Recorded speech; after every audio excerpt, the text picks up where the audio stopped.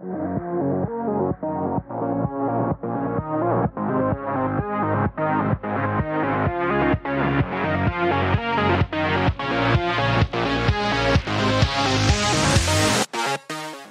that screen light up. So we're going live in 3, 2, 1. What's up, Robert? What's going on?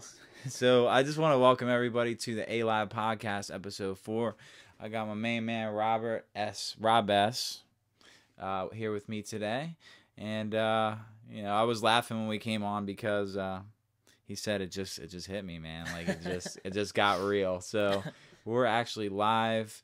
So I just want to preface by saying a few things. If you were watching the last podcast, it was episode 3 with Chris K. Some of the people didn't know what was going on, and that's fine. We had some technical difficulties, so I just wanted to clarify that. Let's cross our fingers. Hope we don't have any of that today. So, yeah, what's up, Robert? Camera's on you, buddy. Cool. All right. I think it really just hit me right now. That's all good. Look, man, we're in this together. I'm probably just as nervous, but there's really nothing to be nervous about because there's nobody watching live right now. So just keep that in mind. It's just me and you talking. Yeah, I'll let you know when somebody tunes in. Okay. I just posted the Facebook thing, so people are probably not going to see it for another 10 minutes. Okay, cool. Or whatever. But yeah, man, here we are. Just want to go in and first say, we met here when I moved down to Westminster about a year ago. I'm not sure how long ago we met. Did we meet pretty soon? Actually, after? It's been about a year, dude. I remember I went to our sponsor's home group. Me and Aaron share the same sponsor. And I went to our sponsor's home group. And, I gave my sponsor a hug, and I was like, how you doing? Doing the normal thing. And he goes, oh, cool, you going to sit down? And I said, yeah. And he's like, all right, go ahead, sit over there next to your new Sponsee brother. So I was like, all right, cool. Okay, and that's the first time I met you. Yeah. So I think I asked Jeff to sponsor me in December. Mm-hmm. Yeah, somewhere around mid-December, late December, something like that. I was sponsorless for about a month when I came down here. I moved down here November the 11th. We have somebody watching. I don't know who it is. Yo, if you're watching live, drop a comment. We appreciate it. Thanks for tuning in.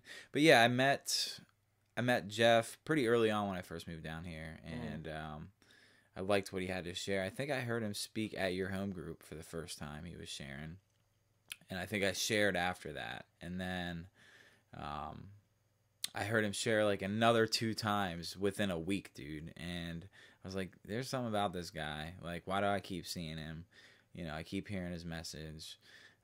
So I asked him if he would sponsor me, and he graciously accepted conditionally. He handed me the sponsorship pamphlet. Right, and it's that orange pamphlet, and he was like, read this, come up with some questions to ask me. And so I did. And he was like, I want you to have at least 3 questions. Was that like something he did for you? Actually, I didn't have the questions. You didn't have the questions? No, that's the thing. Because I was looking for a sponsor. I got out of a treatment facility. And, everybody was like, get a sponsor, one that you look up to, one that has something that you want specifically. And just the way that he carried himself, how spiritual he was, and how kind he was and how he treated the newcomer, it just really spoke volumes to me. So when I saw him in a meeting, he actually approached me, and it was like an interview, man. He was like, what's your clean date? What's your home group? You got a sponsor? You got a sponsor? Like, I think, he asked me that about 2 or 3 times. Yeah. Because I was stumbling around, because I was nervous, you know what I mean? Because I already had it in the back of my mind I was going to ask him to be my sponsor. Yeah. And I told him I did not have a sponsor. So he's like, all right, hold up, stay right here. Don't go anywhere. Don't go. And he ran over, and he got me a pamphlet. Yeah. And he came back, and he was like, I want you to read this. Okay. And I want you to think about it and, listen to what they say in this pamphlet, and that'll help you to find a sponsor.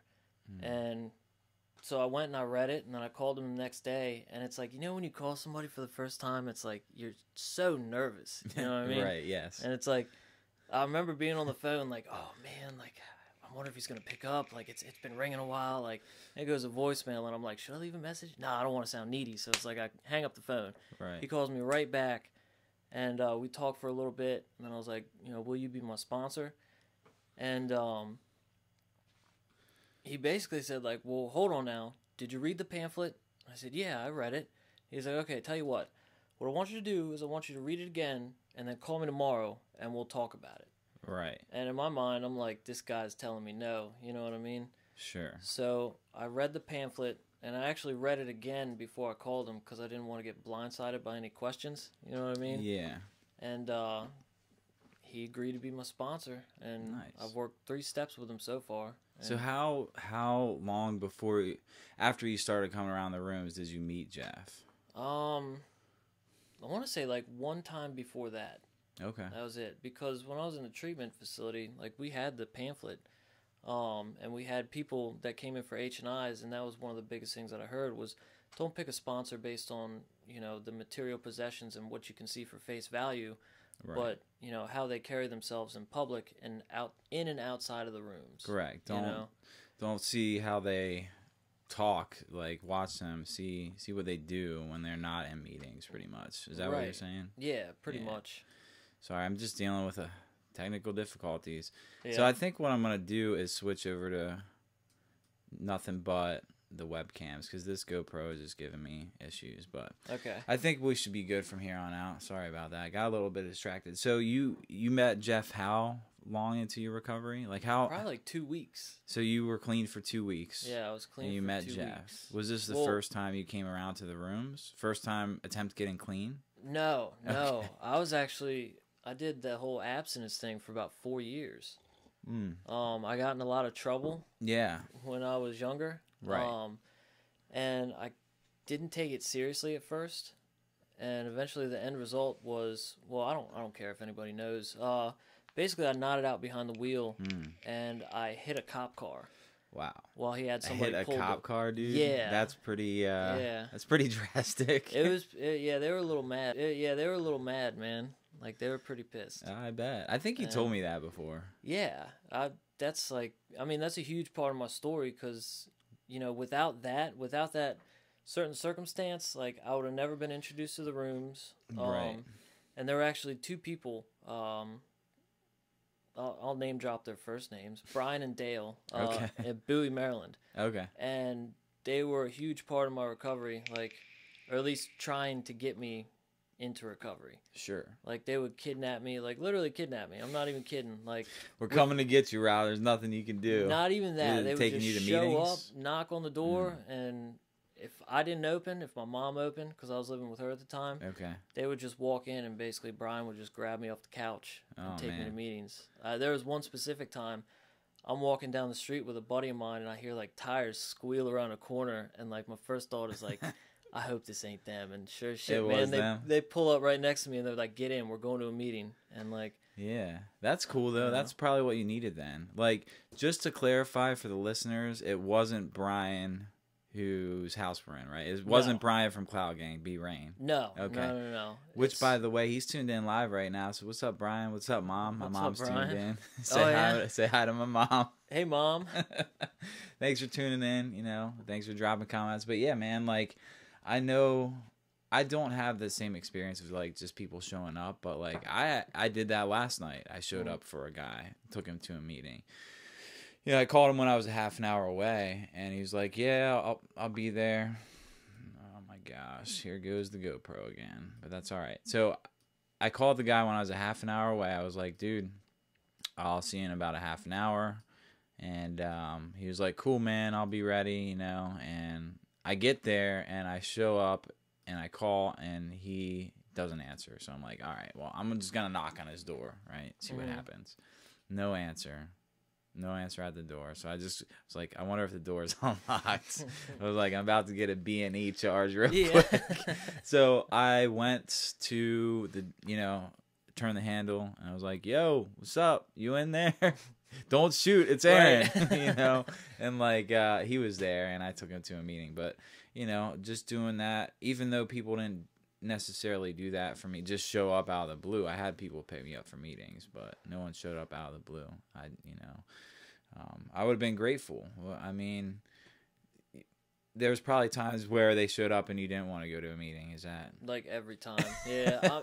Like I didn't have the type of gratitude back then that I did today. It was just, I looked at it as more of a like a hassle than anything else, because I didn't want to really get clean at the time. And actually, during that period of time, like I wasn't clean when they were taking me to meetings. Okay.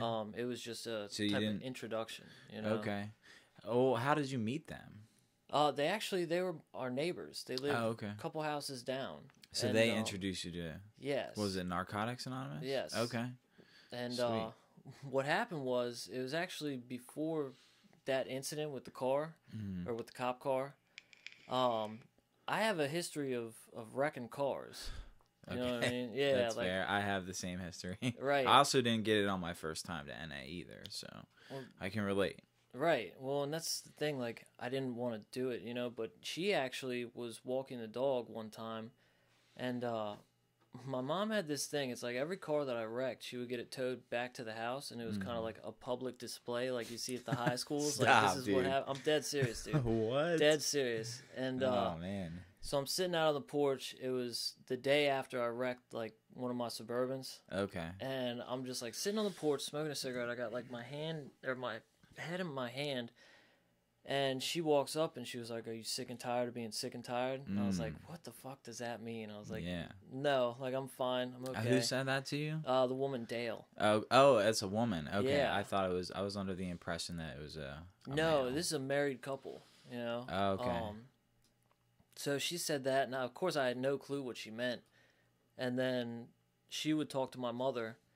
And then after the incident with the cop car, I guess my mom reached out to them and was like, "You need to help my son like any way that you can." Gotcha. You know, so that's when basically my mom gave him permission to like come and kidnap me. And dude, I'm surprised she didn't give him a key to the house. For all I know, she did give him a key to the house. Yeah. Yeah. Well, dude, you said so. You wrecked a shed. Did you hit the cop car with a Suburban? Yeah. So you because a Suburban's a pretty big car, right? Yeah. So you probably how fast were you going? I don't know. Were they parked? Yeah, you had somebody pulled over. Like, so speaking of being parked, am I on the? Yes. Okay, so we're going down 301, and I'm right here. All right, in the far right lane, in the slow lane.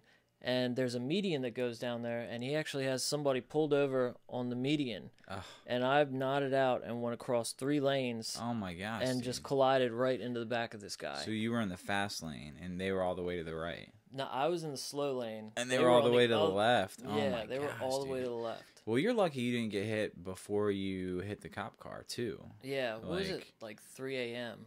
Oh my gosh, dude. Nobody on the road except for those 2 people, the cop and the person he pulled over. So speaking of car accidents, so on Labor Day of this year, I don't know what date that was. September? Is that September? Yeah, September the 3rd, I think it was. So I left the house here and I get out of the neighborhood, turn left, and I get to the first stoplight right there, you know, and I'm stopped at the stoplight. And so what happened was, oh, what's up, Matt? How you doing, buddy? Thanks for tuning in. Appreciate you. What's up, Matt?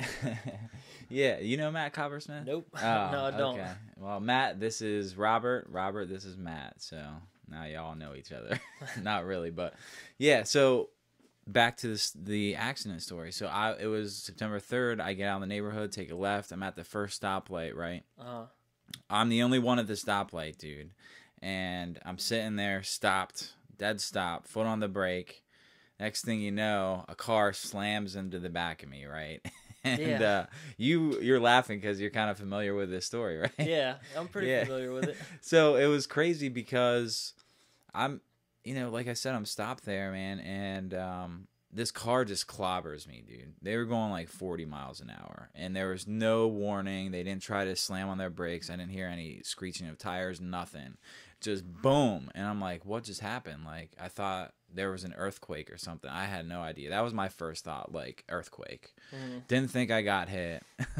And I'm like, what the fuck, And like, I remember slamming my fist on my center console and just like realizing a couple seconds after I got hit that I got hit and it wasn't an earthquake. Yeah. And so I get out of my car, I'm like dazed and confused, and there were some witnesses, and they were like, just go over onto the sidewalk and like take a breather, like sit down, because I was dazed and confused after this, man. And I'm standing there on the sidewalk, and I see Robert, and he's in his car at the intersection, face the opposite direction I got hit.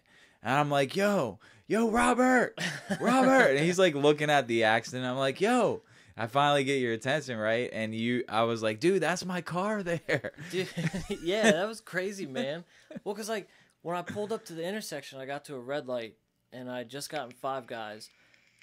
And I don't know why it's important, but it is. Okay, you know? Five Guys. Right, and I'm looking at this car sitting in the middle of the intersection, and I'm like, man, he got fucked up. Yeah, dude. And then, that's when I hear, like, Robert! Yeah. It's like, oh, shit, that's you, Aaron. Yeah, man. It was me for sure. And I was confused and I was scared. But it was cool that you were there because I remember you saying, like, something like, hey, if you need anything, call me. Because I also know that you live right around the corner. So I was like, I called you after the police came, dude, the fire engines. As a matter of fact, you were sitting at the light, and the fire engines and ambulance just start rushing down. Right. I got there probably like 30 seconds after it happened. Yeah, dude. Yeah. And so I was like, you might want to move. Here come all the, like, first responders, right? And you're like, just call me if you need anything. I think you got through the intersection and went home then. Yeah. Like, they directed you through.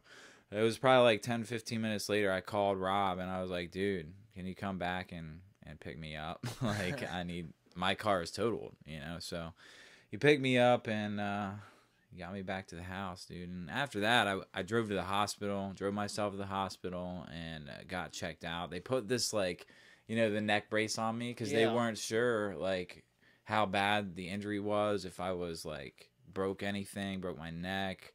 I got whiplash, but I ended up doing physical therapy. I just graduated physical therapy this past week, dude. I didn't know you graduated. Yeah, well, I don't know if it's graduated. You're but a scholar now. I'm a scholar.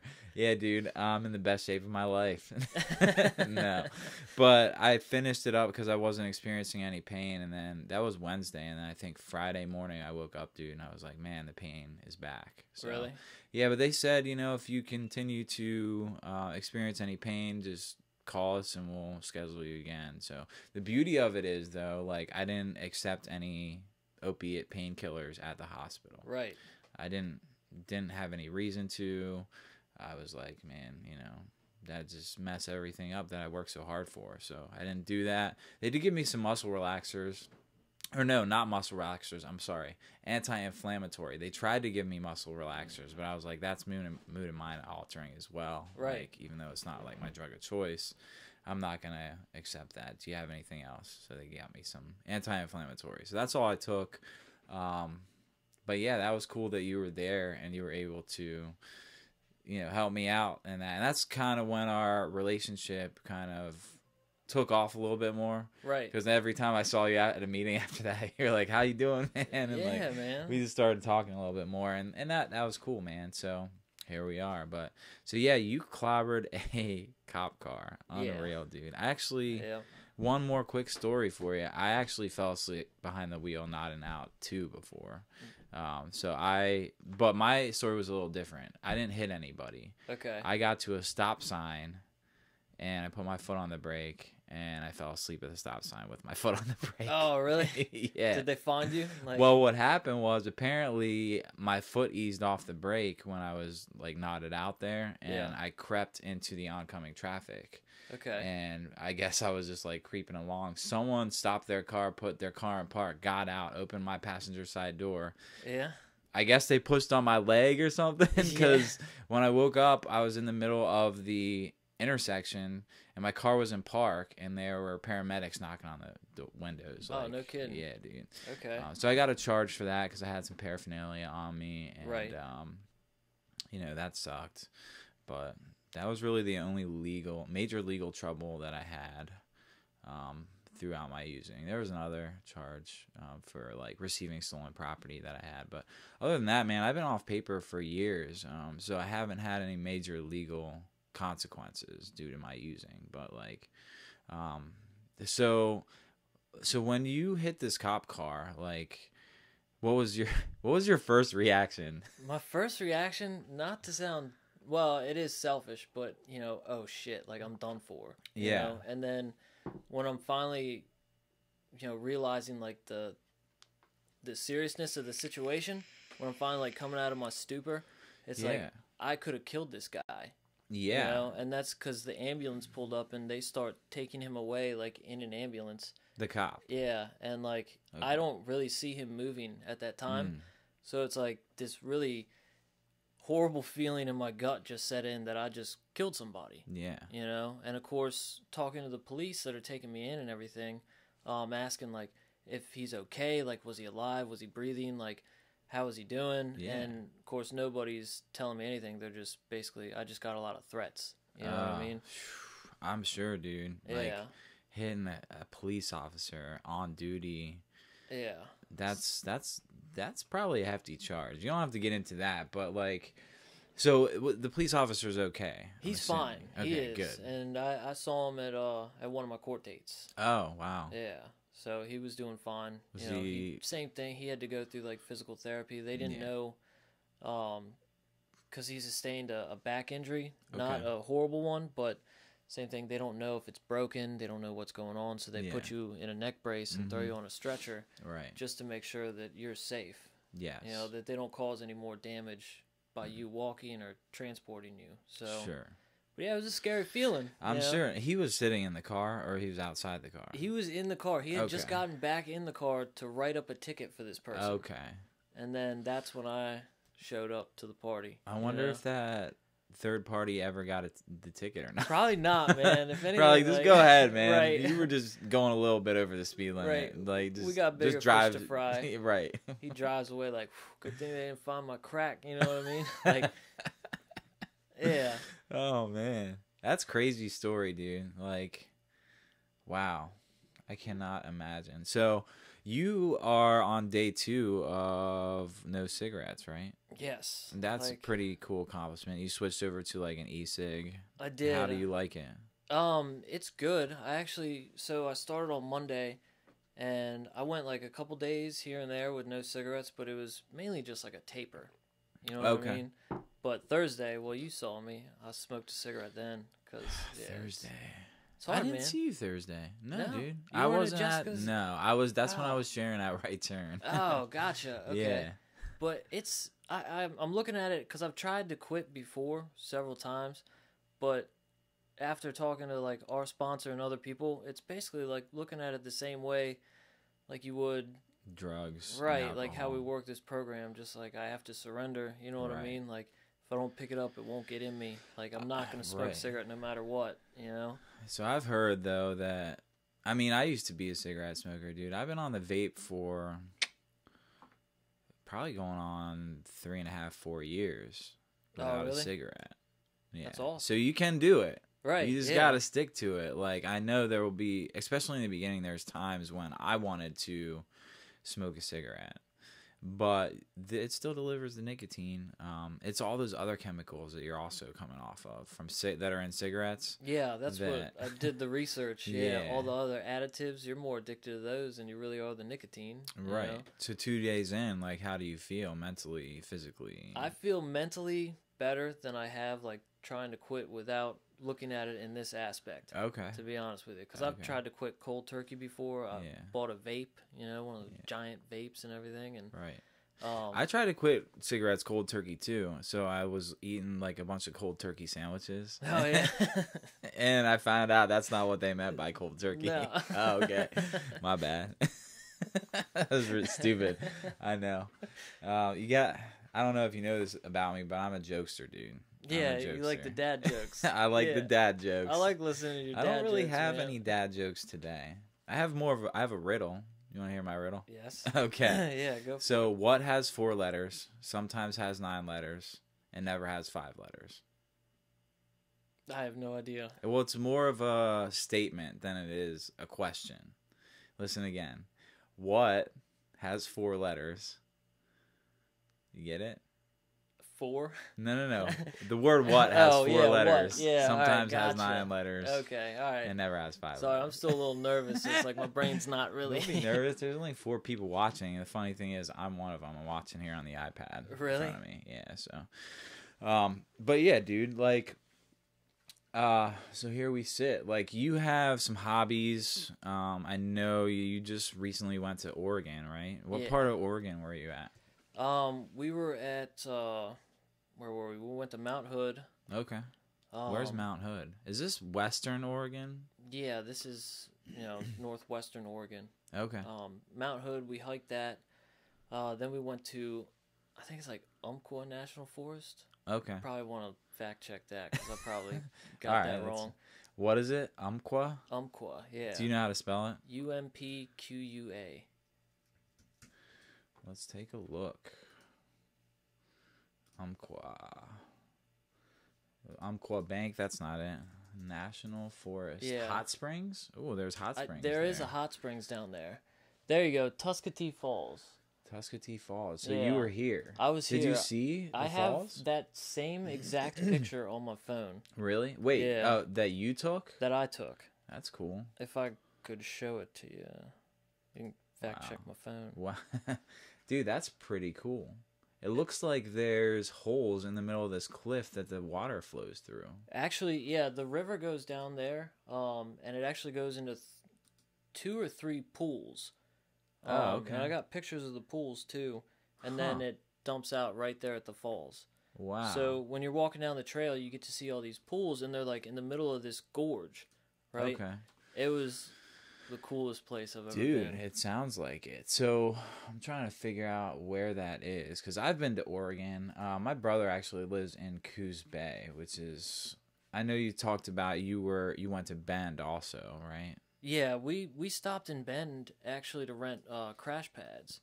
Okay. What are crash pads? Crash pads, I picked up a new hobby. It's bouldering, like rock climbing. Okay. So bouldering is you're not tied off to anything. You're basically just free climbing. Bouldering? Up a boulder. Like you only go, I don't know, like 20, 25 feet.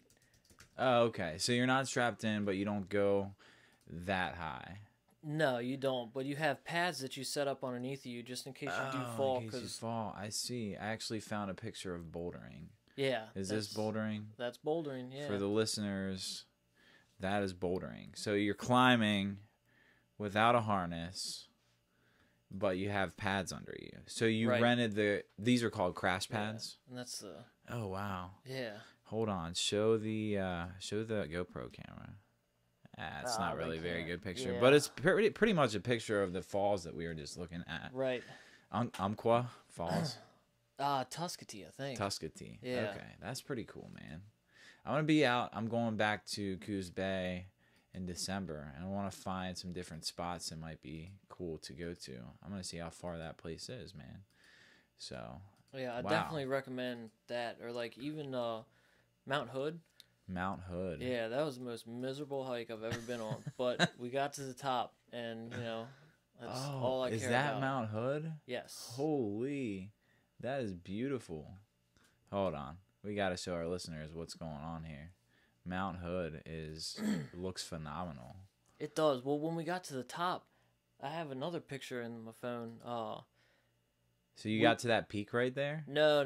That's like mountaineering where you need all the gear and the poles and stuff where you look like you have spider legs. There. No, we went right below the peak. The furthest place that you could hike up was right below that peak. Okay. Wow. And that's what I got a picture. I'm above the clouds, and I got a picture of the 2 mountains that are off in the distance. Okay. Yeah, it was amazing. Wow, that's cool.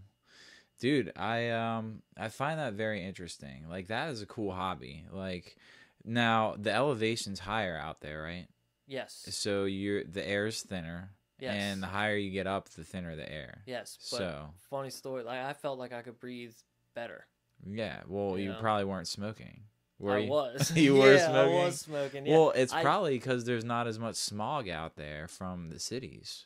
No, but there was a ton. We went during wildfire season. Oh, okay. So when we were driving through Northern California, and most of Oregon, it's just you could not see 4 miles ahead of you because of all the smoke. Really? Yeah. Oh, wow. Like we went to Cascade Lake, and there's an island. They call it like Wizard Island in the middle. Okay. And I tried to take a picture of that, but you can barely see the island because of all the smoke from the wildfires.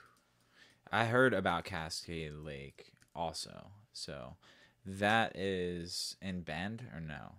No, that is. I really don't know where There's a that Cascade Lake in Maryland, dude. Is it really? Yeah.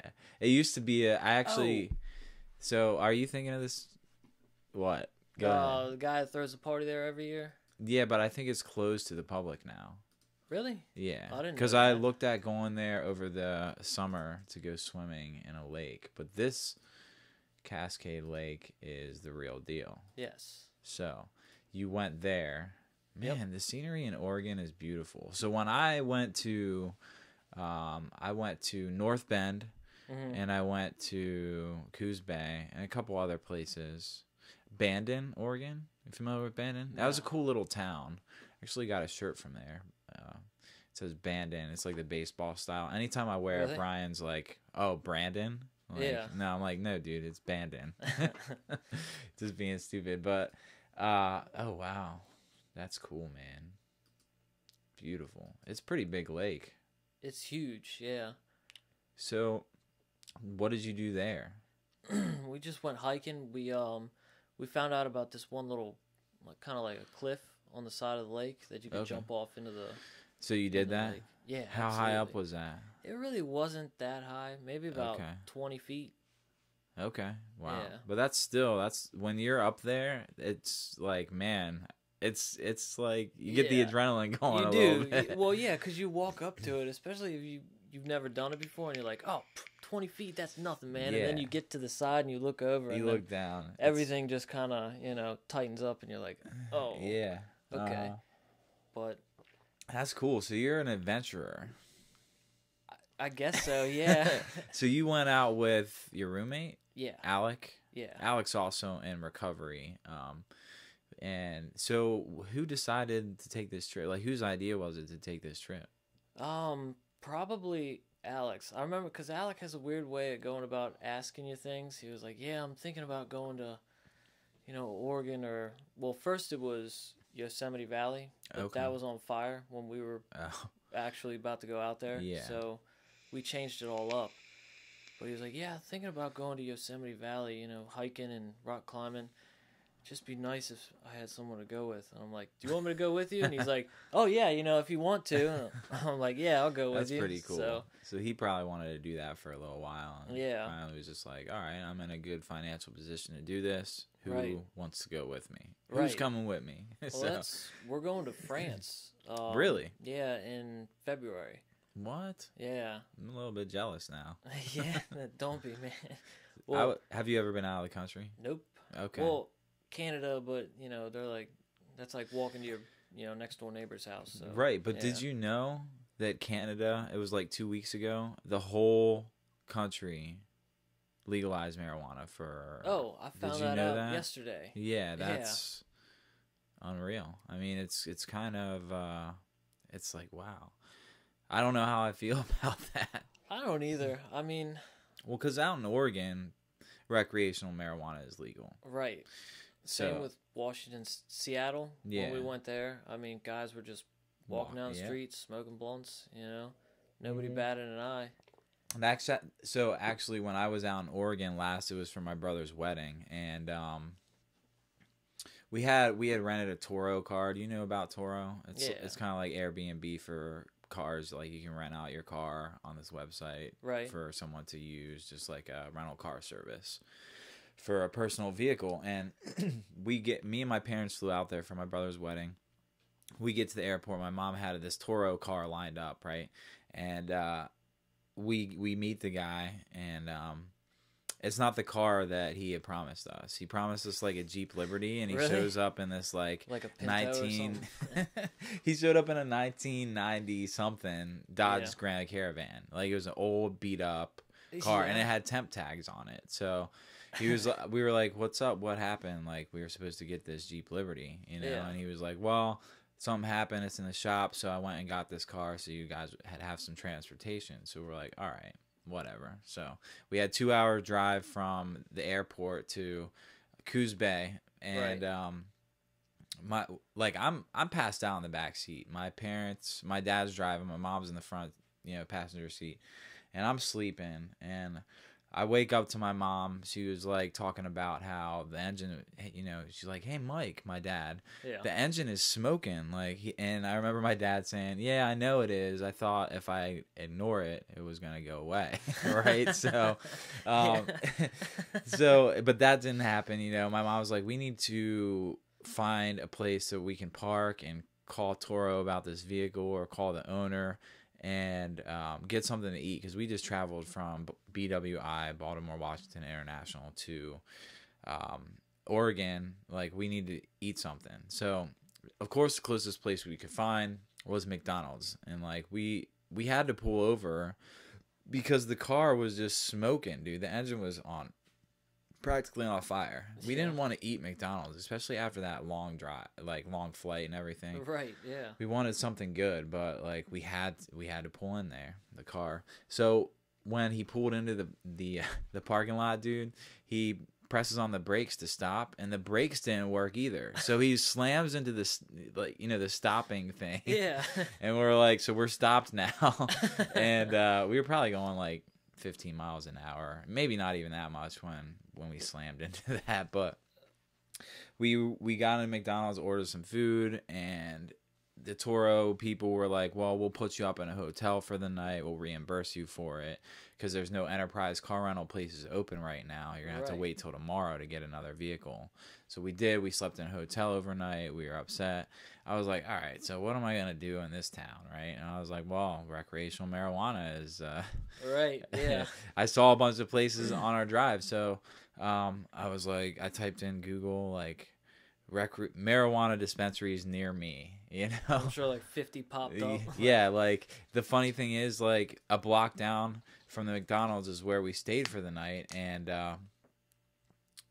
so right behind the McDonald's was like a line of trees, and behind the line of trees was a marijuana dispensary. Really? Yeah. So when my parents were on the phone with Toro, I left McDonald's and went to the dispensary, and I was like, you know, it's interesting. You have to ring. I had to ring a bell for them to let me in, and then when I was in the little breezeway there, a little guy like opens up this thing, and he's like, it was kind of like not sketchy at all, you right? know?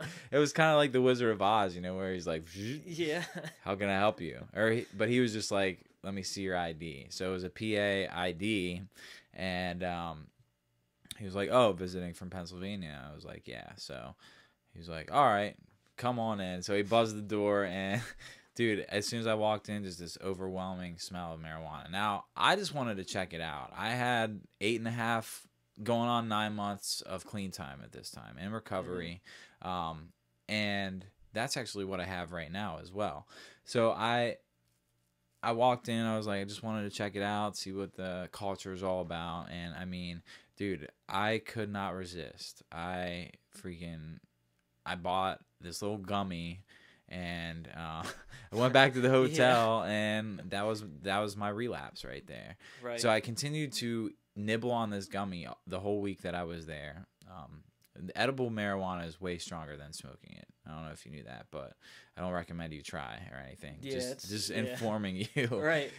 So I was nibbling on this all week, and then by the end of the week, the end of my visit there, was like 2 days left. I was spiritually back to where I was when I was using heroin and opiates. Like, I was spiritually bankrupt. I just felt like lifeless. And I remember standing in front of the Pacific Ocean and just having this gummy in my pocket. And I was like, I'm done. Like, I can't do this anymore. I feel dead. You know, right. I feel like a walking dead zombie. So I threw the rest of the gummy out into the ocean. And then when I got back to PA, I started using it again. Right. And like, I used probably for another 6 months or so. And then that's when I went back into treatment, and then talked to Brian B. Rain from Cloud Gang, and he was like, yeah, come on down, you can move down here. And I was scared, dude. I was like, I never made a choice like that for my recovery in the past. And I was just like, all right, what now? Like, I literally slept on an air mattress in this room for a couple months before I got to bed. Like, I would wake up in the middle of the night and the air mattress would be deflated. Yeah.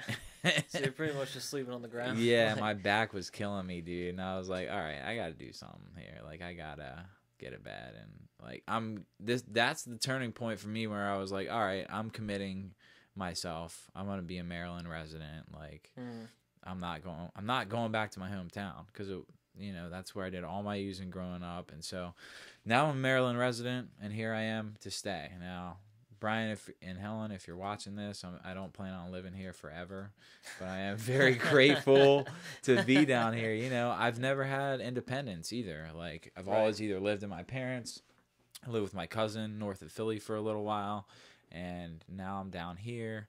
I've never been out on my own, per se. You know, like, I have a full-time job and stuff, and I'm supporting myself financially, but I've never had true independence. Yeah, me neither until I moved, because I'm from PG County. Okay. And I couldn't go back to my hometown either. Okay. It's the same thing. I liked the area, you know what I mean? Because when I got out, I figured the best decision for me, since I wasn't going to go back, I didn't have the funds. So I went to a recovery house. Gotcha. That was, you know, ran by the treatment center that I was at. And I was in there for 5 months. And just, like, learning how to be an adult again. Right. You know, because it's like, dude, put that off for so long. Yeah, man. It's like, it's way different from how we used to live when we were using. Like, I mean, my experience was just like, I was a kid. Like, exactly. Learning how to be an adult and a productive member of society. Yeah. That was difficult.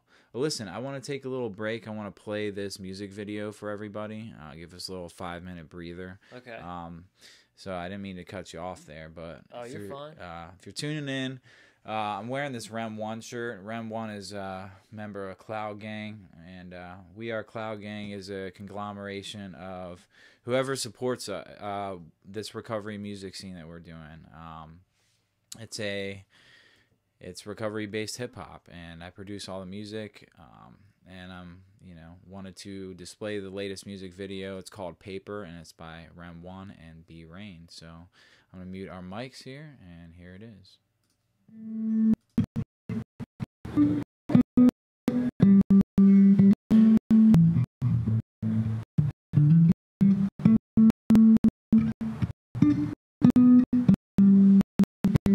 All right, so we're having some issues there. I don't know why it's being so choppy. We about to do this, bro. At the end of the podcast. Gotta let them know. Forget about it. But I was gonna try and fix the GoPro real quick because it's that's also running choppy. I don't know what's going on with it. So, yeah. So pardon me for a moment, guys. Yeah, man. What do you want to talk about? Can you share a little bit more of your story? Sure. That'd be awesome. Yeah, so, I mean, where do you want me to start from, you know? Wherever you are comfortable starting from. How about the beginning? The beginning? I mean, I'll start at the cop car. We talked about that for a little bit. So, I mean, I've been using for a while before that happened. Right.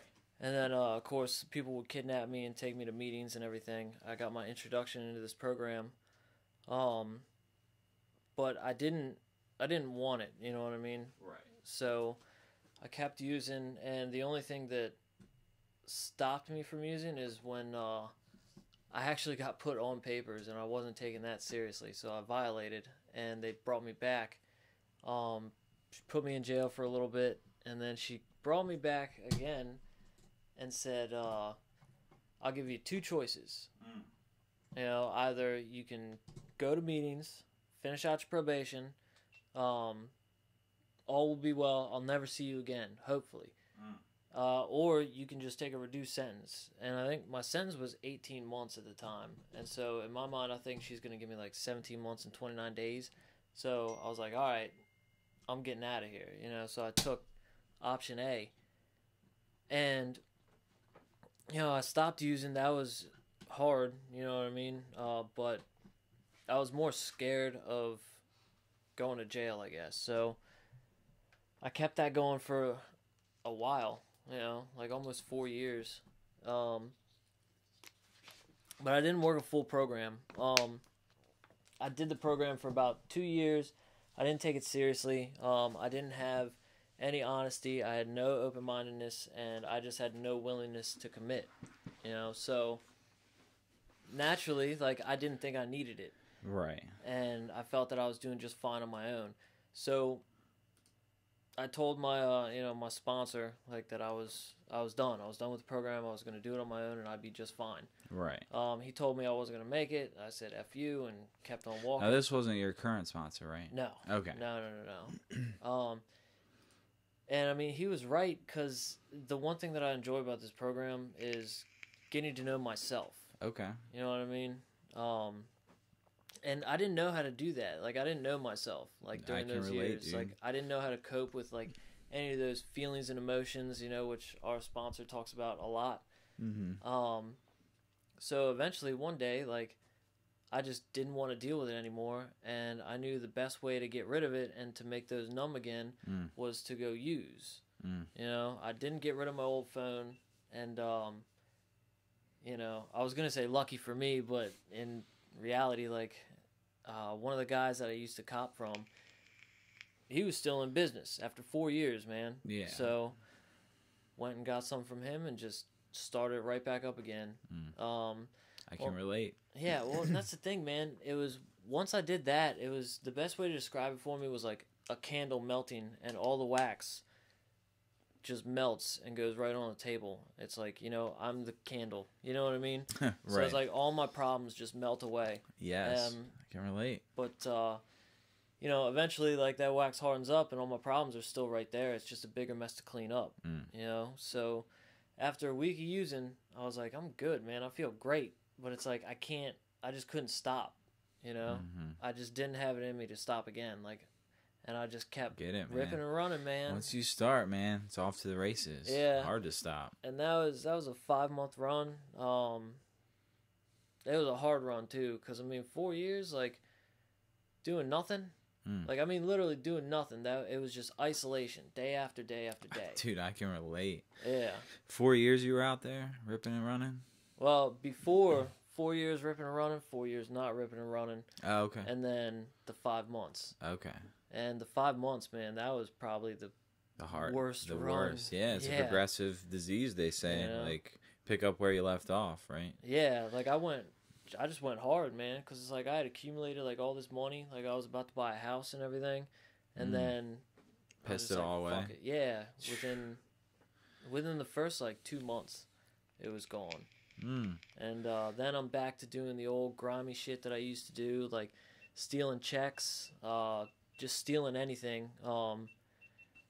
Mainly, like, I think my dad, I abused that relationship the most, because he was a huge enabler for me, because I was living under his roof at the time. Dude, the GoPro is tweaking right now. Yeah, I'm definitely switching over to webcams. I don't know why it has a problem. I'm sorry about that. So you're good. Continue where you left off. Okay, so my dad was a huge enabler, and I thought I ruined that relationship completely. But he's one of my biggest supporters nowadays. Actually, we're throwing him a surprise birthday party next Saturday. Yeah. Oh, really? Where is that gonna be? Hopefully he doesn't. He's not gonna watch this, is he? No. Okay. No. That's good. Don't ruin the surprise, No. So if you see him, don't tell him. Yeah. Even though you don't know my dad. So, and it was actually work. Like, they're the ones who, got me the help that I needed. To do what? To get help. Oh, okay. Clean. The same job you have now? Yeah, same job. So what do you do now? Just for everybody out there who doesn't really know you, what do you do for work? Easiest way to explain it is I'm an electrician. Okay. Like, I work on automated control systems. Are you in a union? No, okay. I used to be. Okay. So the job you have now, they helped get you into treatment. They find the place, or? They found a place in Virginia that accepted insurance. Okay. But it was like being back in jail, and I understand, like, you get out of it what you put into it. Yes. 100%. And I didn't really grasp that concept at the time. So to be honest with you, I just thought it was the environment that I was in, that treatment center was like, and I wound up picking up out of that one and coming straight from there down to here to a treatment center in Eldersburg. Okay. Which one? Right turn impact. Oh, boom! It's right there on my wall. Yeah. Yeah. Okay, so you know. Yeah. Okay. Yeah. So that's cool. And it's a nice facility. It is a nice facility. Yeah, absolutely. You know? And actually, they were. They just cared a lot more. Okay. You know what I mean? Than the place in Virginia. Yeah. Okay. The place in Virginia was just, you got that insurance money. It's like, yeah. It's like, all right, come on. Yeah. Unfortunately, the market for addicts and treatment is booming right now, and there's a lot of. I was reading about it. There's a lot of places that I forget what it's called, but there will be places that. Or maybe it's individuals that will help you find treatment, right? Mm-hmm. And then they will put you in there. They'll say, all right, you'll complete the program. When you get out, you're going to come to my recovery house or halfway house or whatever it is. And then they'll give them more drugs to relapse. Right. To get them back into treatment and say, here's a cut. And that's how they make their money. They're like, here's a cut. We're going to buy you drugs when you get out. You're gonna use them so you can go back into rehab with a dirty urine. I'm gonna give you $1,000, and then I'm gonna make X amount of money, and we're gonna do this until we can't do it anymore. There's a lot of. Did you ever hear about that? No, this is the first time I'm ever hearing about this. I forget what it's called, man, but unfortunately, that's something that I think needs to be discussed more. We need to bring awareness to that, and these facilities that are opening need to go through more of a investigation, I think, than what they are. I don't know how they can put an end to it. There's a term for it. I forget what it's called. If anybody's watching that knows what that is, be rain.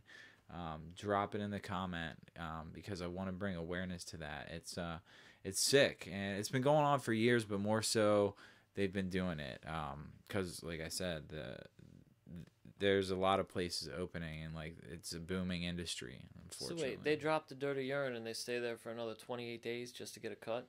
Yeah, well, that's wrong, man. You stay in the treatment center and complete. We'll give you $1,000 when you get out to get on your feet, and then we can get you some more drugs, send you back to another place. You can get another $1,000. That's messed up. Yeah, so these are like state-ran facilities.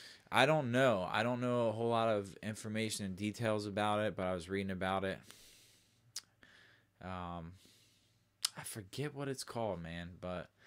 Yeah, it's a real thing, and actually, when I was in rehab the last time, I know a guy that has done that. No kidding. Yeah, and he went to facilities in Florida, California, like that was all his over job. the place. Like is what it sounds like. Yeah, I guess you can make a career out of it, but that's rehab like hopping. Really dangerous because when you get out of rehab, you don't have the same tolerance, and then you do these drugs, and you're putting your life at risk. Right. But it's really sad to see that kind of thing going on. I agree. But it's real. It happens. But so anyway, I'm sorry to get off subject. I just felt compelled to bring that up because I want to put an end to that. So unfortunately, I can't do it alone. So if I share it, bring awareness to it, maybe there's someone out there that tunes in at some point that has experience dealing with that. Right. That maybe wants to come on and talk about it, or somebody in the legal system that can start cracking down on this thing. That because this disease of addiction does not affect electricians, musicians only. Like it affects lawyers and doctors and all kinds of people. So you never know who's going to tune in and is like, oh, I'm in the legal system. I'm a recovering addict. I never heard about this. How can I get involved and help put an end to this? So that's the cool thing about this podcast, man, is like you never know who you're going to reach doing this. I mean, I think you said you were listening to the one with Brady and you said, man, that was really like a meeting. I forget what your response was exactly, but it was like that. I was actually going through like a pretty rough time at that point. Yeah, and I listened to that, and I mean, there was one thing that he said, I'm trying to remember it now. It was basically like just how he felt, how nobody cares, nobody nobody loved him, you know what I mean, that type of thing. And you know, he's not unique or special. Like, everybody feels like that. And that's pretty Yeah. much what I was going through at the time. Like, Sure. starting to isolate again and Right. stuff. And, like, I remember when I asked you, I think, excuse me, I think it was last Monday yeah. after the men's rap meeting, and you were like, "Are you sure you want me to come on your podcast? I Yeah. really don't have anything to say." But that's not true. That's the disease lying to you. I know, and I was telling you don't have anything to offer. I was buying into it, you know. And Yeah, unfortunately, that can happen. But you know, I try to encourage you and be like, dude, you know, right. you do have a story. How long do you have clean now? 19 months. Okay, that's Yeah. awesome, dude. Congratulations. Thanks, man. So Brady's actually our Sponsee brother now. You knew that, right? Yeah. Yeah. So Brady was on the podcast, episode 2. Check that out. You know, Rob is also in our Sponsee family. One of these days, I would like to get Jeff on here, our sponsor. You should. That would be a good one. I'd like to do a round of all the Sponsee brothers before I do that. So that would be cool. But so when you went to Right Turn, you got out of Right Turn, and that's when you started having people pick you up for meetings. Is that? No, actually, because I still had a car. Like, that's like the Okay. one thing that I didn't sell. Okay. Was my car, because I needed to go get drugs. You know what I mean? Oh, that's right. You were Yeah. saying that the people that were picking you up for meetings, That was was before. That was a years long time ago. before, yeah. When you got introduced to NA. Right. So and- by this time you went to the treatment center, you had already known about Narcotics Anonymous. You've been to Right. some meetings. But that's the thing. I was so close-minded when I went there the first time. I had no idea. I really, to be honest, I had no idea what it was all about. Okay. I really didn't. I just figured it was just like a free therapy session, basically. You know what I Right. mean? Yeah. And I get to listen to these people like complain about their problems, like their everyday problems, Right. and then go home. Right. You know? Well, and just for people that are not in recovery, and I'm sorry to interject. That's and not I'll what shut- it's like. I'll shut Like, your mouth. Yeah, I'll yeah. shut my mouth. Like, when you see NA or AA meetings on a movie, that's Yeah. not what it's like. It's not a bunch of people sitting around complaining, wallowing in self-pity, smoking cigarettes, sitting in a circle of chairs, you know? Yeah. And because the media, the mainstream media has a way of presenting meetings in a way that makes us look like dirty criminals still. Yeah, But it we're really not. We're does. productive members of society now that we're in recovery, and Right. we're able to have healthy and happy relationships.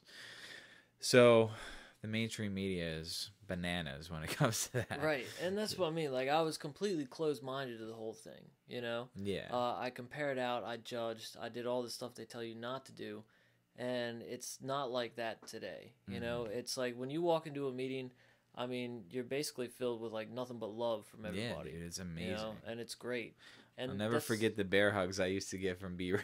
Ah, Have dude. you had a B Rain bear hug? I've had a B-Rain bear hug. Dude. Yeah, when beard starts, like, scratching your chin and everything. Yeah, no, they're good, man. Yeah. But yeah, the love you get when you walk into the Narcotics Anonymous meetings, man, it's unreal. Yeah. It really is. Really It is. No, and it's like it's a place that you go and honestly, like, feel welcomed. Mhm. You know what I mean? Like, you don't feel like I have been in places where I feel alone. Like, I'm not going to sit there and tell you that every time I walk into a meeting, like, I feel like Sure. a part of and all that stuff. Yeah. But for the majority of it, you feel a part of. You know what I Right. mean? You feel like you found your home. You know, your little niche, you know? Mhm. So, The place where you can go where you share that, you have empathy for that person who may be sharing about a struggle that they're dealing with. right. And that's the thing. Like, comparing in, like, people that are sharing about, like, a struggle that they're going through, I've been in meetings where I'm going through the exact same thing at the exact same time, you know, or a struggle that they've just overcome, Mhm. you know, and it just so happens I'm going through that right then and there. Mm. And it's like I can pull them up after the meeting and talk to them about it. And it's like I feel like once I get that out in the open, you know, and, like, get any type of suggestions that I can, you know, it just makes life a whole lot easier. Like, I didn't have Yeah. this in abstinence. You know what I mean? I didn't Yeah, even know it no. really existed. You know No. what I mean?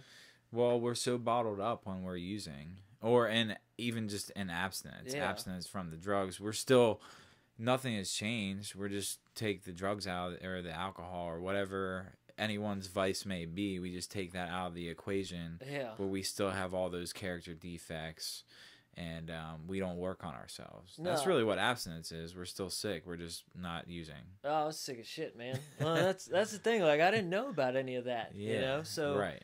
when I get in to the program this go around, and I'm learning about all this stuff, it's like, holy shit, this is a lot more work than I thought it was going to be. But it was like, I was just done, man. But like the what the woman rewards said. are just great, so phenomenal. They are. Listen, I've only got through step 1 in the step working guide and went over it with Jeff. And that in itself has pushed me further along than I ever thought I would ever be in recovery. And now I'm working on step 2, which is we came to believe that a power greater than ourselves could restore us to sanity, right? So you've done 3 steps with Jeff. Yeah. So what is step 3 for the people that don't know? Oh, you put me on the spot, I'm man. putting you on the spot. Look, I have it works how and why right back there if you need to. Turned our will and our lives over to a power greater than ourselves. Care of the God of our understanding. Yeah, I should have looked at the book. No, that's all right. You got it. That's good. That's that's all people really need to know. So step 1 is that we admitted we were powerless, and that drugs and alcohol or whatever your vice is made our lives unmanageable. Step 2 is that we came to believe that a power greater than ourselves could restore us to sanity. Your camera turned off, bro. Oh, that's cool, man. No, we're gonna turn it back on. Oh, there you are. Okay. Boom. So step 2 is we came to believe that a power greater than ourselves could restore us to sanity.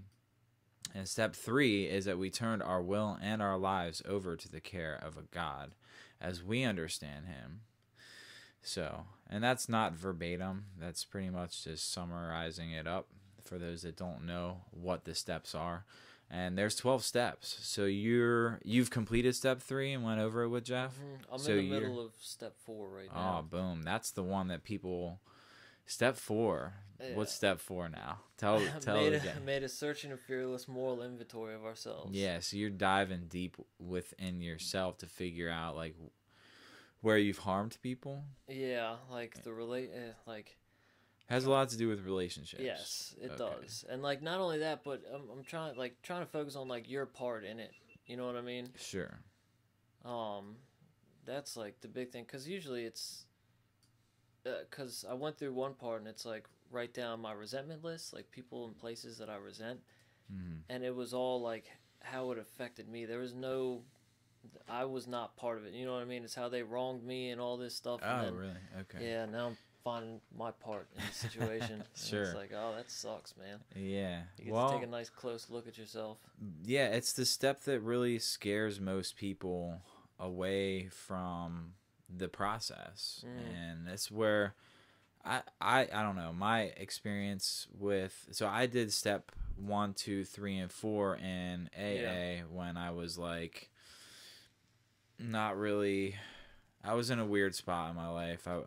I hadn't found NA yet, and my experience with step 1 through 4 in AA with this particular sponsor, not saying that, not bashing on AA and how you work your steps or anything, but it was a lot quicker, and the sponsor that I had at the time was like, hey, do you feel powerless over drugs and your life is unmanageable? Yeah, and you're like, I was like, yeah. I was like, yes. And he was like, all right, step 2. And it was just like, all right, that's all there was to step 1. And he's like, do you believe in something greater than yourself? Do you believe in God or anything greater than yourself? I was like, yeah. He's like, all right, step 3. I was like, what? So I went through steps 1 through 4 in less than a week. Really? And like, it was just like, but then, something happened between me and that sponsor. He actually took advantage of me. And it's not something I really am comfortable talking about right now. And it was just, he had ulterior motives, I guess is what I'm getting down to. And it was just, it was messed up, man. And after it happened, I talked to another one of my Sponsee brothers at that time.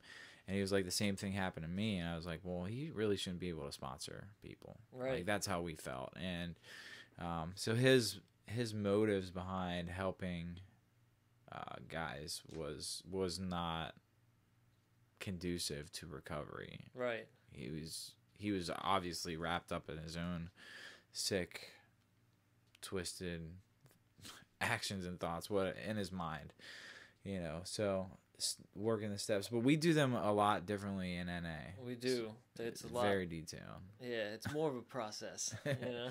Yeah, dude, and it truly is a process, right? So how long have you been working on that step? 5 months now. Okay. How is your consistency with your step work? It's actually gotten a lot worse. Worse?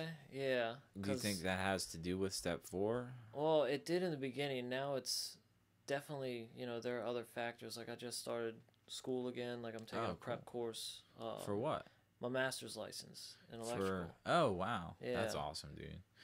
And that's part of recovery, man. We get to do things that we never thought we'd be able to do. Right. Or weren't even possible in active addiction. So right. And then, you know, I have like hobbies that I do that, you know, I show up for and everything. And it's a full schedule. Yeah, dude. You know what I mean? I can relate. You know, and it's like I can definitely drop one of those things and focus more on my step work, which I should do. Yeah, and we all should. Yeah. Like if we don't have a recovery, we don't have anything. Right, exactly. So. And that's the thing. If I start putting this on the back burner, like the results are not going to be good. Right. At all.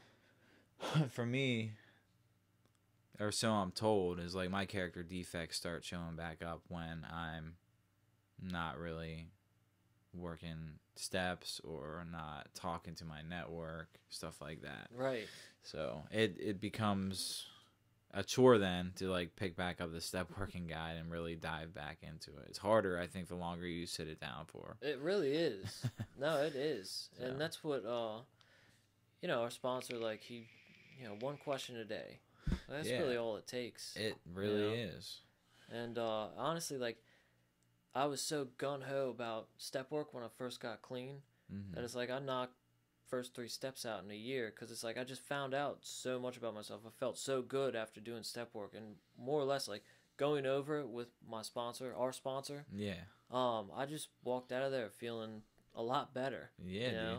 I like how he goes over step work with you because I'll read the 1 question in a step. I'll share my experience or my answer with him, and he'll share his experience and his answer. Right. And it makes it so relatable.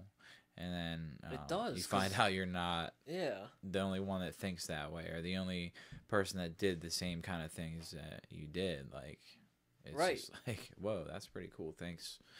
That's how we get better, man, because, like, Jeff has, like, 9 years clean. Oh, man. That's a good question. A lot. That's all right. I'll probably laugh when he watches this, if he does, you know. This GoPro, man, I'm telling you. Yeah. But, yeah, so I want to just talk about, this will be the last segment of the podcast, I think, because we're going on an hour and 10 minutes here. I don't really like to go over an hour and a half. So what I did want to touch on is like some of the rewards of being clean, some of the things that you've experienced, just good things, or even things that were difficult, the trials and tribulations that we go through in recovery and stay clean through. So like talk about some of your accomplishments, some of your achievements, some of the things that you were able to do through this process of recovery. And you talked about the degree. Yes. So well, license, I guess. License? Okay. I'm not there Well, yet. what does that mean for you when you have that? Basically, it just proves to the state of Maryland that I know what I'm doing. Okay. In electrical, and I can start up my own company if I ever wanted to. That's big stuff, man. Gives me the ability to pull permits. Okay. You know? Cool. That, to be able to show up for people. We were actually talking right before, and we were like, we're going to save it for this. But okay. My best friend in high school got married yesterday. Awesome. And dude. I was actually able to show up for his wedding. That's cool. You know, be there for him. Yeah, where was that at? In Annapolis. Okay, very nice. Was it by the water? No? Yeah, it was actually right on the water. Oh, what? Do you know the venue? Chesapeake Bay Foundation.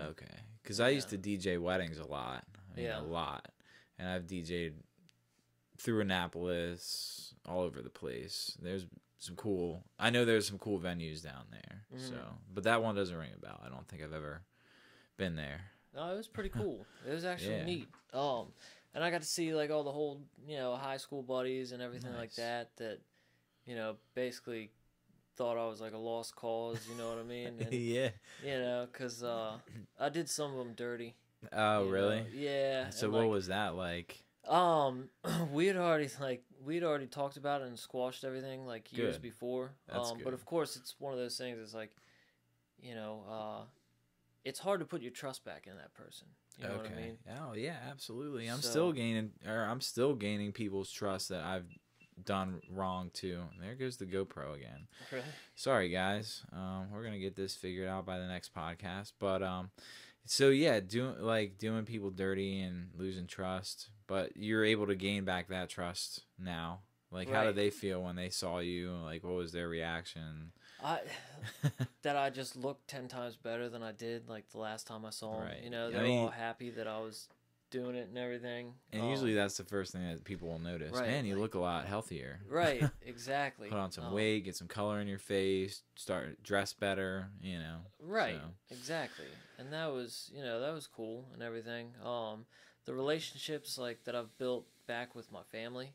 Not so much my mother, but I'm not talking about all that. We can do like 2 whole podcasts on that one, But, relationships. With my father and my sister, like that has been incredible. That's awesome, dude. Because that's probably the most rewarding thing. Being able to show up for your family and show up clean and like be able to help them through things that they're going through. Oh, absolutely. It's one of those things like if they called me, don't worry about that. All right. GoPro acting up. I mean, if they called me and they were in need of something, like I would drop everything that I'm doing and go. Right. Because they showed up for me plenty of times. They were there for me at my absolute worst, and they didn't give up on me. I remember seeing my sister like in tears, like basically telling me like I want to help you, but I don't know what to do. And it's like I only had like my only response was just nothing. Like there's nothing you can do. That is absolutely true. People want to help, but there's nothing that anyone can do for you unless you're willing to step out and do something to change your life. Right. It's just, hey, what's up? B Rain said you definitely put some weight back on. Yeah, I saw that. Me. He's saying that you. to me. Yeah.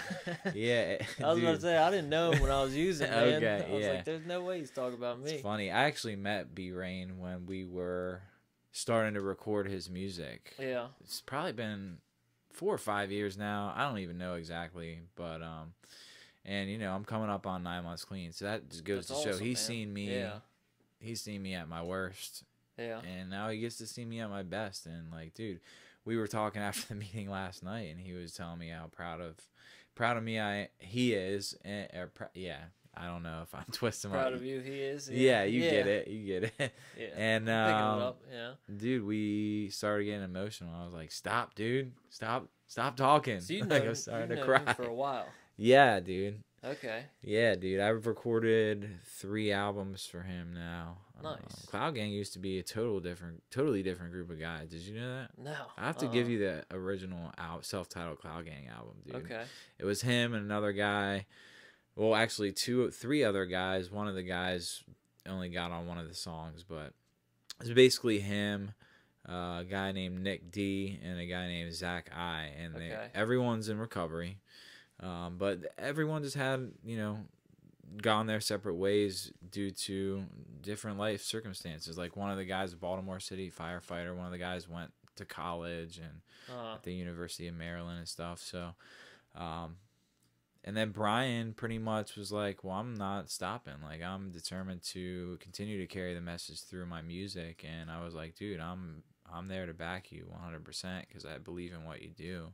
And so we kept doing it, man. And eventually he introduced me to NA. I was going to AA, not really staying clean, not getting honest with people. And he introduced me to this first NA meeting I went to was in Shrewsbury, Pennsylvania. And it became my home group for like 3 years, and I just struggled to stay clean. I would get periods of abstinence, and I went through, I think I'm on my 4th sponsor now. Jeff is my 4th sponsor. Brian was actually my sponsor for a little while. Really? And yeah, our relationship was interesting. It's still interesting because, you know, we're roommates, we're friends, we worked together on this music, so we have that relationship. We used to work at we used to actually have a 9-to-5 job together, so we had all these dynamics, dude. Yeah, I remember you sent the one picture. It was what was it? Me and Brady and Brian. Yes, and you like the compared workaholics. Yes, guys. workaholics. That's Yeah, right. dude. Yeah. Yeah, that's because that's what it was like, man. Me and Brian and Brady, we just used to have a ball at work, dude. It was a lot of fun. So since then, B Rain's moved on to bigger and better things, helping addicts, you know, get treatment, and so that's really cool that he's able to do that. I'm still at the same job with Brady, and yeah.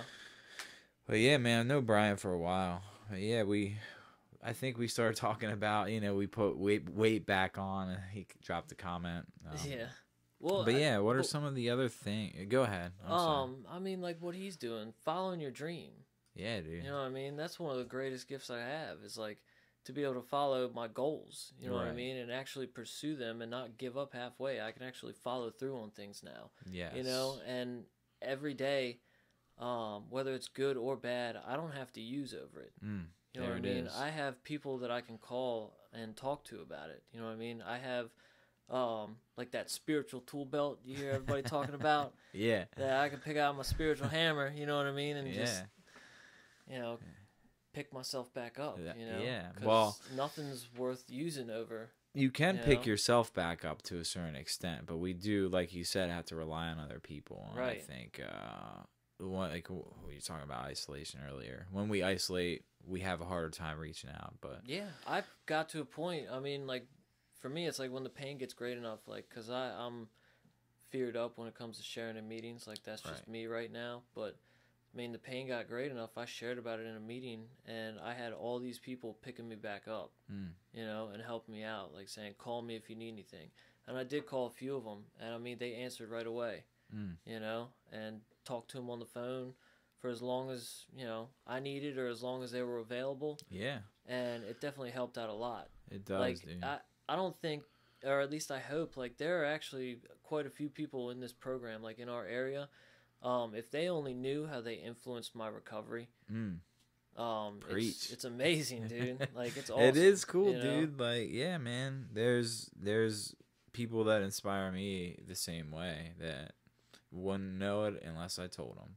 Right. That's the beauty of this program, you know. Right. People giving without expecting anything in return, dude. Right. I love it. Yeah, man.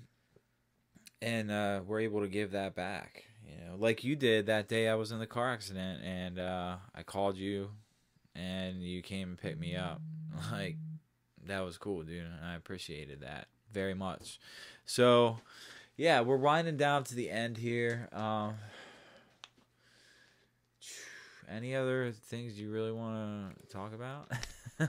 Off the top of my head, I don't know. It's been a great podcast, dude. Minus the GoPro. Oh, that's cool. You know, technical difficulties. It's all right. Yeah.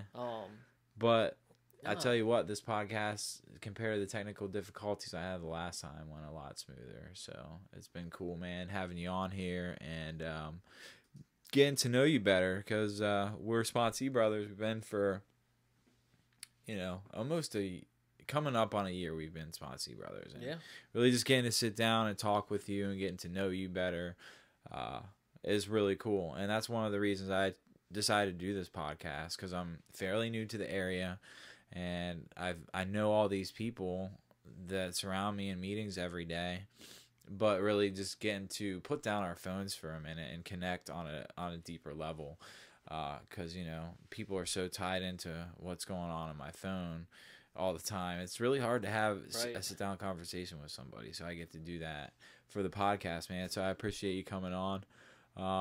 Yeah, man, stay clean, chase dreams. That's what we do, right? That's what we do. So I'm gonna end the podcast, and I hope it goes smoothly. I'm gonna show everybody this new video by Rem Wanna Be Rain. It's the video is called Paper, And it's a really cool song. I had the pleasure of recording this right here in the A.live podcast studio. It's actually Studio 754, Be Real Productions, Recording and Media. So shout out to Headbanging Visuals for putting this video together. Shout outs to Higginbotham. He was actually on the first podcast. He's doing a lot of awesome things for the recovery community. He actually has his own podcast called Survivor Series. If you haven't heard of that, check that out. They have a Facebook page, Survivor Series Live. He has a YouTube channel. He has a website, nomoreheroin.org, I believe it is. But yeah, shouts out to the whole Cloud Gang, Round 1, DJ D-Rock, B-Rain. Me, I'm A.live Panda. That's another story for another day. But Sean for playing bass on this, Pat for playing drums. I'm playing the saxophone on this music video, which, believe it or not, actually I'm not playing saxophone on the song. The truth comes out.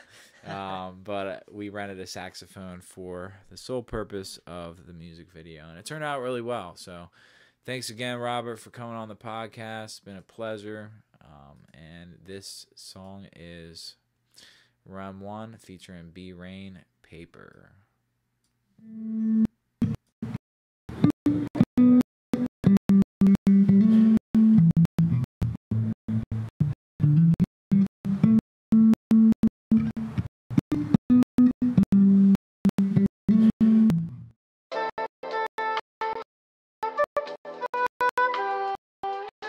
Hey, Ram, we about to do this, bruh.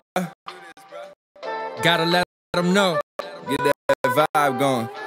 Let's get it. I gotta get to the back. Get this paper. And finally be somebody.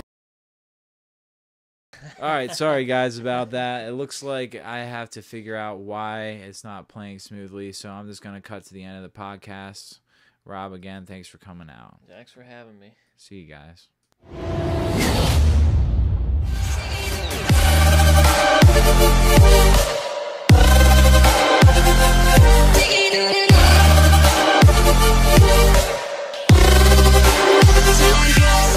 Subscribe now at A.live Panda on YouTube.